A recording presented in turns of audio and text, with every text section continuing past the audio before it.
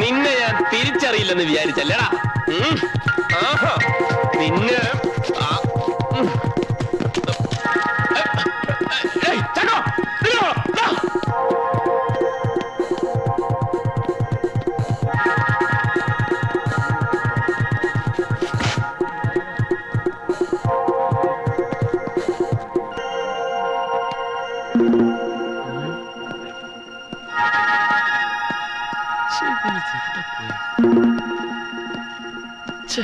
നല്ലൊരു ചാൻസ്.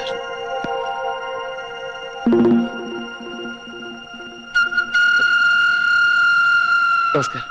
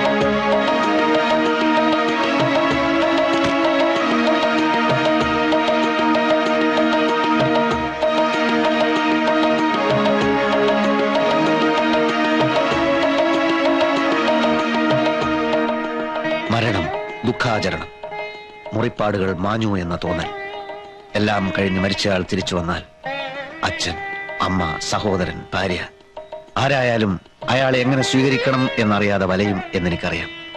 നിങ്ങൾക്കാർക്കും അങ്ങനെ ഒരു തിക്കുമുട്ടൽ ഞാൻ ഉണ്ടാക്കുകയില്ല. കാലദേശം അറിയാതെയുള്ള പ്രയാണത്തിന്റെ ഏതോ ഒരു ഘട്ടത്തിൽ ജന്മനാടിന്റെ വിളി ഞാൻ കേട്ടു. മടങ്ങാം എന്ന് തോന്നി മടങ്ങി. ഇവിടെ അടുത്ത് തന്നെ എന്റെ ശിഷ്യന്മാർ എനിക്കൊരാശ്രമം ഏർപ്പാടാക്കിയിട്ടുണ്ട്. അങ്ങോട്ട് പോകും മുമ്പ് എന്റെ പൂർവ്വജന്മത്തിലെ പിതാവിനെ, മാതാവിനെ, സഹോദരനെ ഒക്കെ ഒന്ന് തൃക്കൺ പാർക്കാം എന്ന് കരുതി അത്രയേ ഉള്ളൂ ഈ വരവിന്റെ ഉദ്ദേശം. മോനെ കുഞ്ഞേഷ, ഇങ്ങനെ തീരിട്ടിക്കാൻ എന്നോട് ഞങ്ങൾ എന്ത് തെറ്റ് ചെയ്തു?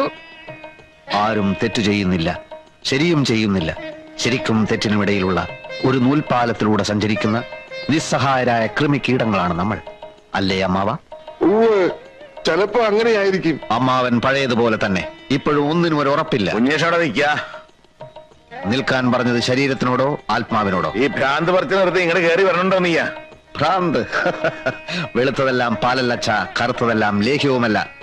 എന്റെ അന്തരാത്മാവിനെ കശക്കേറിഞ്ഞ ആളാണെങ്കിലും അച്ഛനെന്നും എന്റെ അച്ഛനായിരിക്കും. എന്റെ സഹോദരൻ ഉണ്ണിയെ അച്ഛന്റെ മാരകമായ ചിറകിനടിയിൽ നിന്നും പുറത്തേക്ക് വിടുവച്ച. മോനെ ഉണ്ണി, നീ രോഗികളെ ശുശ്രൂഷിക്കൂ, അവരുടെ കണ്ണീരൊപ്പു, വലിയവനാകൂ. ഏട്ടാ, തടയരുത്. അളിയോ, ഇതെന്ത് മായ, ഇതെന്ത് ഭാഷ! ഈശ്വര, ഇവരതെല്ലാം ഇവിടുന്ന് പഠിച്ചു. മോനെ ഉണ്ണി, നീ ഒന്ന് പോയി അവനെ പിടിച്ചോണ്ടോടാ. അമ്മ കേട്ടില്ല തടയണ്ടെന്ന് പറഞ്ഞത്. നിക്കില്ല, അവന്റെ തലയ്ക്ക് കാര്യമായിട്ട് എന്തോ.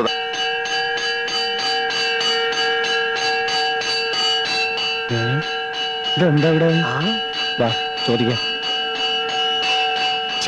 ഇത് വലിയ പൊല്ലപ്പായല്ലോ. മനുഷ്യൻ എങ്ങനെ ഇനി ഇവിടെ തുടങ്ങും? ആരാച്ചത്?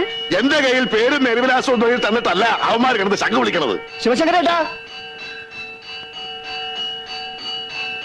ഇതാരാ അവിടെ കിടന്ന് ബഹളം വയ്ക്കുന്നത്? ഇത് എന്നോട് ചോദിച്ചാ ഞാൻ എന്താ പറയുക? നിങ്ങളുടെ സ്ഥലമല്ലേ ഇത്? അത് എന്റെ സ്ഥലമല്ല, കൂമുളിലെ രാവുണ്ടേട്ടന്റെ ഭാഗത്ത് വരുന്നതാ. അവന്മാര് വാഴയ്ക്ക് എടുത്താന്നാ തോന്നണേ. യവന്മാര് അതറിയണേ, വാദം ചവിട്ടി തുറന്ന് അകത്തേക്ക് നോക്ക്. എന്തൊരു പാട്!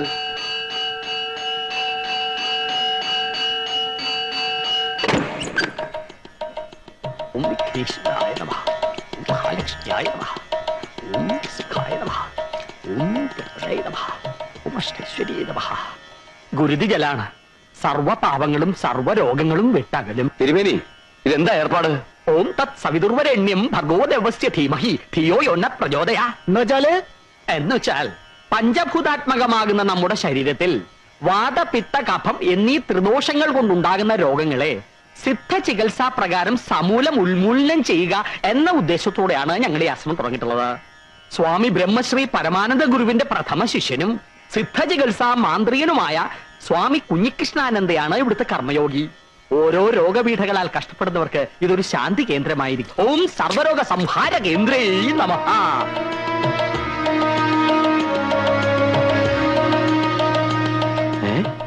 ഇത് നമ്മൾ മരിച്ചുപോയി എന്ന് പറഞ്ഞ കുഞ്ഞീഷ്ണല്ലേ? കുഞ്ഞുഷ്ണൻ ജീവനോടെ തിരിച്ചു വന്ന കാര്യം അറിഞ്ഞില്ലേ? ഇല്ല. അതിന് ഇവൻ എവിടുന്ന് വൈദ്യം പഠിച്ചു? ആർക്കറിയാം. എല്ലാം പരിത്യജിച്ചു. ഗുരുവേ നമഃ. എങ്ങനെയോ ഗുരുസന്നിധിയിൽ എത്തിപ്പെട്ടു. ഗുരുവേ നമഃ. രോഗപീഠകളെ കുറിച്ച് അറിഞ്ഞു. ഗുരുവേ നമഃ. ആർത്തന്റെ കണ്ണീരൊപ്പാനാവട്ടെ ശിഷ്ടജന്മം എന്ന് നിശ്ചയിച്ചു. ഗുരുവേ നമഃ. അത്ര തന്നെ. ഗുരുവേ നമഃ. മാർഗേ, നിങ്ങളുടെ തട്ടിപ്പ് തരയുടെ ഒന്നും എന്റെ വീടിന് മുമ്പ് വെച്ച് വേണ്ട. ശംഖ് കൊടുപടിയൊക്കെ എടുത്ത് അറിയിക്കൂ. ഞങ്ങൾക്ക് ഇവിടെ കിടന്ന് തുടങ്ങണം. സ്വാമി ഏതാണ് ഈ ഭ്രാന്ത? നിൽക്കവിടെ.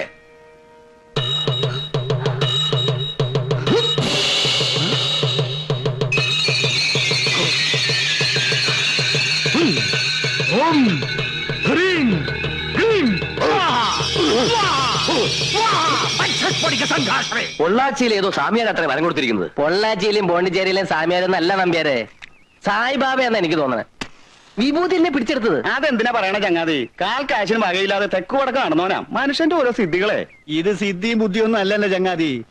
ഓരോ മനുഷ്യനിലും അന്തർലീനമായ ഓരോ കഴിവുകളുണ്ട്. അല്പം മനസ്സ് വെച്ച് പ്രാക്ടീസ് ചെയ്താൽ നമുക്കും ചെയ്യാവുന്നതേ ഉള്ളൂ ഇതൊക്കെ. എന്നാ നീ പ്രാക്ടീസ് ചെയ്ത് ഇത്തിരി ഭസ്മം എടുക്ക്.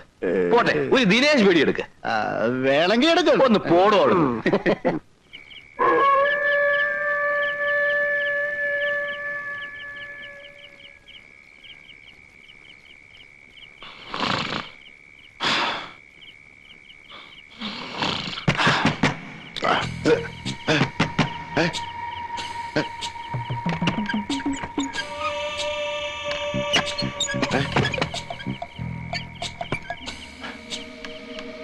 സാവിത്രി,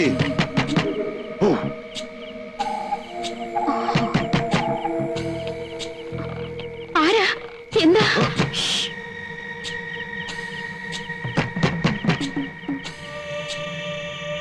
ടൗണിന്ന് വരുന്നവരാണേ, ഒന്ന് വേഗം തുറക്കണേ.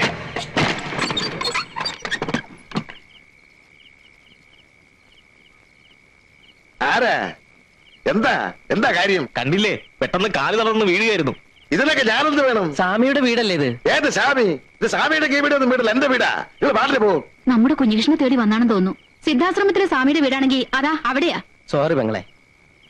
ഓ, അകത്തെ ഒരു പൊടി വഴി കാണിക്കാൻ വന്നിരിക്കുന്നു പാതിരാക്കി.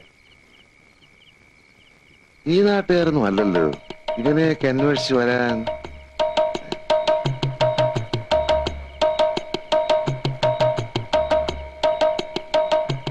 മരിച്ചുപോയി. ആളല്ല, ആളിന്റെ കാലുകൾ മരിച്ചുപോയി. ചികിത്സാ മുറിയിലേക്ക് കൊണ്ടുവരുക. വന്നോളൂ. കാലെ പിടിക്കൂ, കയ്യെ പിടിക്കൂ, പൊക്കൂ.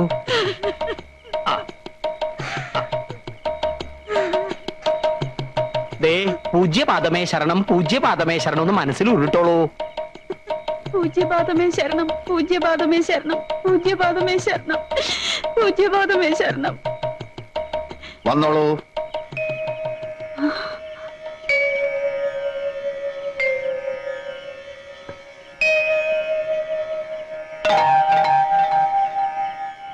എങ്ങനെയുണ്ട്? വിശ്വസിക്കാനാവുന്നില്ല. പരിപൂർണ സുഖം. ഒന്ന് മേലോട്ട് ചാടൂ. ഗുരുവായൂരപ്പാ. എങ്ങനെ നീ പോയിക്കോളൂ.